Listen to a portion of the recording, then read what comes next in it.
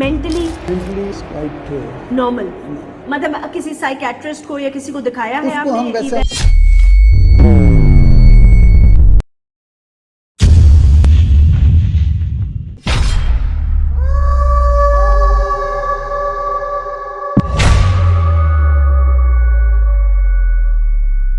तो दोस्तों, आज की कहानी सरहद पार पाकिस्तान के कराची शहर से है।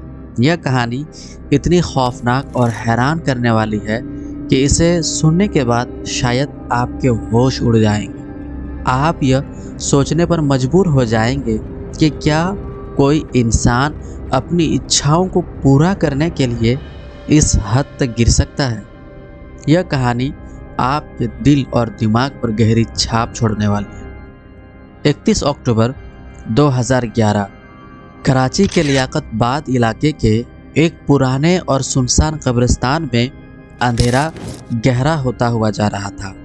शाम के वक्त कब्रिस्तान में काम करने वाले कर्मचारी हमेशा की तरह अपने काम से फुर्सत पाकर बाहर बैठकर बातचीत कर रहे थे। माहौल में एक अजीब सी शांति थी, लेकिन उसी रात यह सन्नाटा बहुत जल्दी टूटने वाला था। अचानक कब्रिस्तान के अंदर से चीखने की आवाज आई।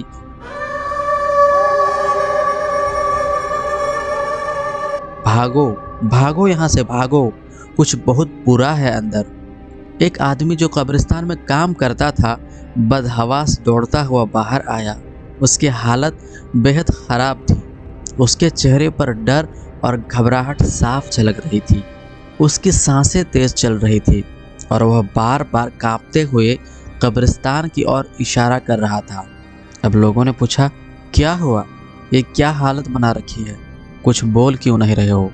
कर्मचारियों में से एक ने हिम्मत करके पूछा, लेकिन वह आदमी कुछ कहने की हालत में नहीं था। उसके हाथ कांप रहे थे और वह पसीने में डूबा हुआ था। सभी लोग हैरानी और डर के मारे एक दूसरे को देखने लगे।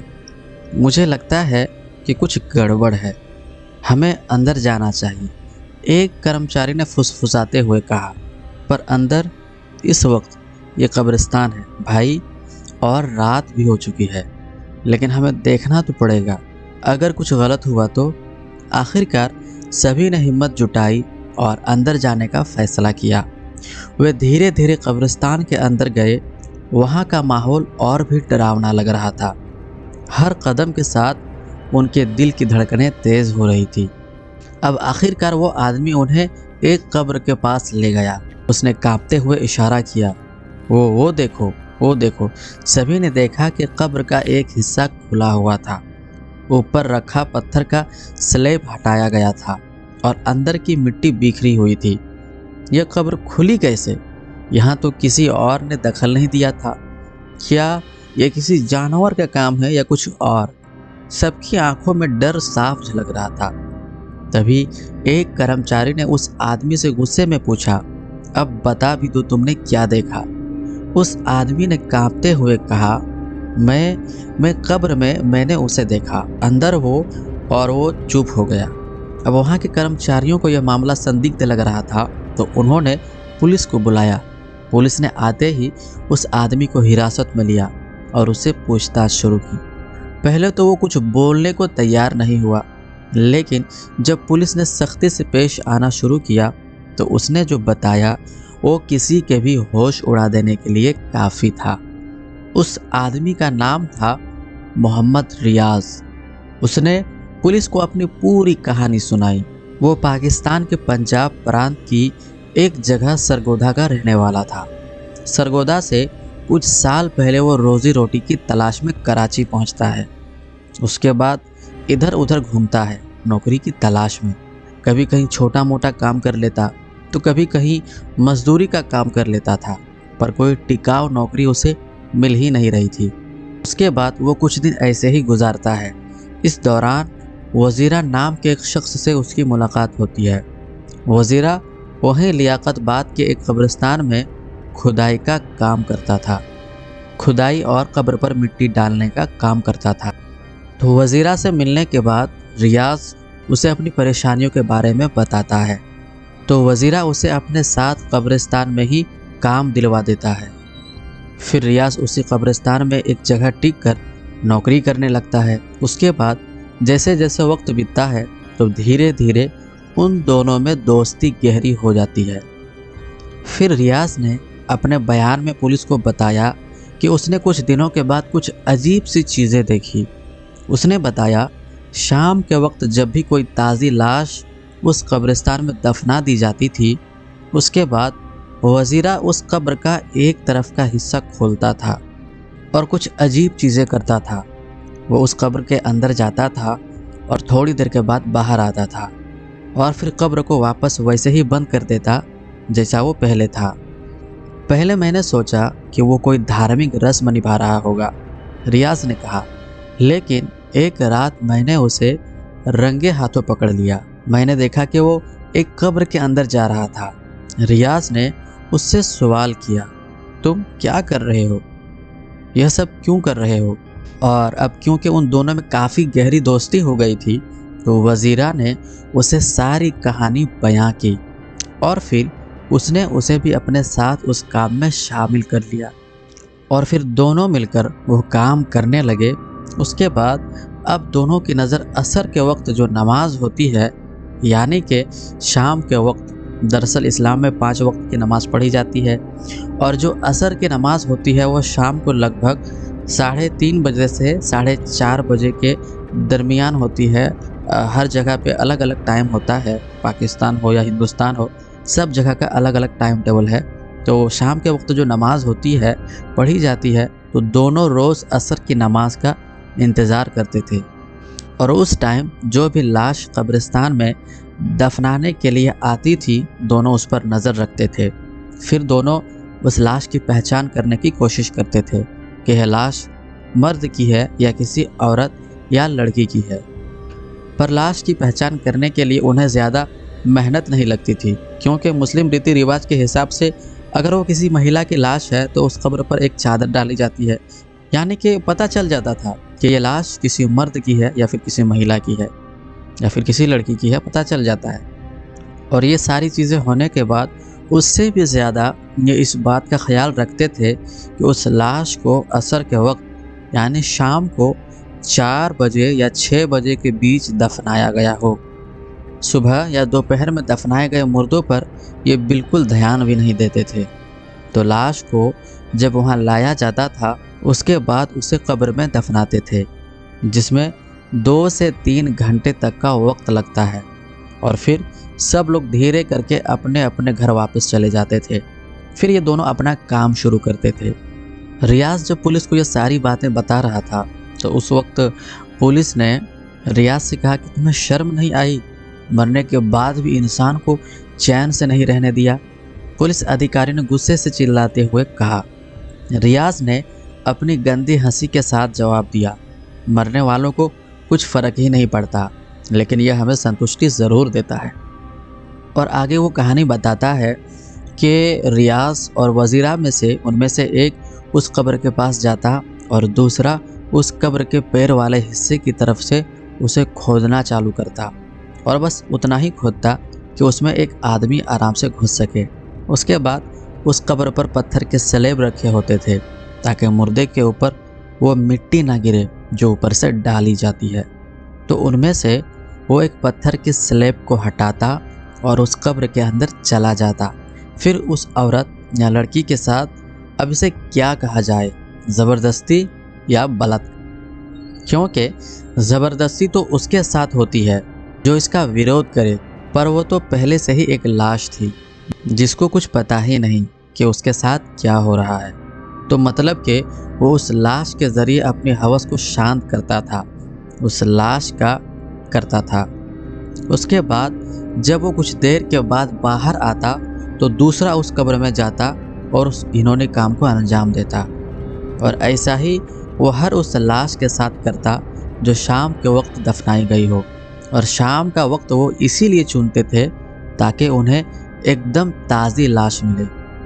और सुबह या दोपहर को वो ये काम इसलिए भी नहीं कर सकते थे क्योंकि वहाँ और लोग भी काम करते थे, इसीलिए वो शाम के वक्त दफनाई गई लाशों के साथ ऐसा करते थे, जिसे दफनाने में अंधेरा हो जाता था और उस अंधेरे का फ़ायदा उठाकर यह दोनों उस घिनौने काम को अंजाम देते थे। कुछ समय बाद वजीरा की मौत हो जाती है क्योंकि वो काफ़ी ज़्यादा नशा करता था और ड्रग्स वगैरह भी लेता था, मगर रियाज को उससे कोई फ़र्क नहीं पड़ता। वो अपना यह सिलसिला जारी रखता है और अब अकेले ही वो इस काम को अंजाम देता था।